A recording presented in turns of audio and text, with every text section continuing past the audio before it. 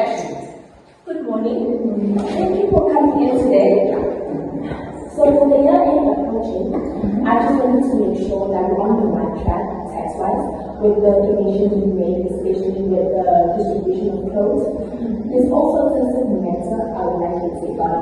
Oh, okay. Thank you for having me. I've prepared notes prior to your appointment.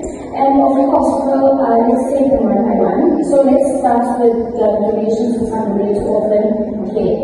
So from what you shared, City Clothing donated clothing with a cost price of 90,000 rands and a market value of 110,000. Okay, so you're donating to a registered public organization. Yeah. Okay. So since you received a Section 18A certificate, you can claim a deduction up to 10% of your taxable income for this donation.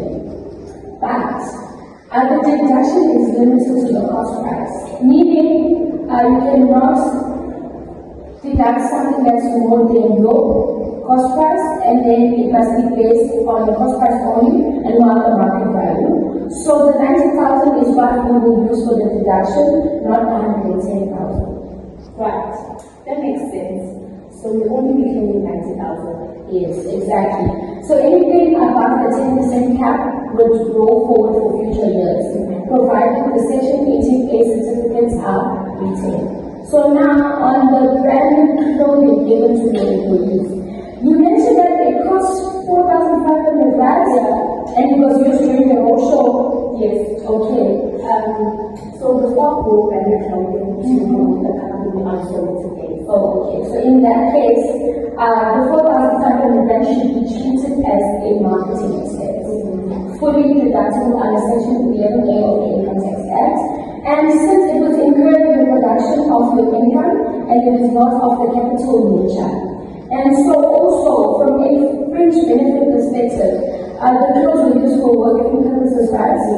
Okay, so if the branding is prominent and the employees are not likely to use it privately, there is no fringe benefits that will arise from it. Meaning that staff will view it as a taxable benefit in their hands. That's good to know. So, one last thing. The 1.5 million payments to the chairperson of the team account. It was a gesture of goodwill and after we got the provisional of the partner contract. Okay, so Paul, I have to be very extra. The payments raises a serious ethical and illegal concerns.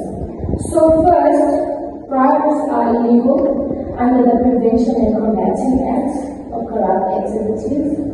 From a tax point of view, such payments are not deductible under Section 23, subsection O of the Income Tax Act. It disallows deduction for corrupt or illegal activities. So moreover, staff could deny the deduction and it can initiate penalties, or it can even pursue criminal charges if the transaction has not been reported or audited. From an ethics standpoint, this could damage public trust, the company's reputation, and even it can lead to disqualification from future tenders.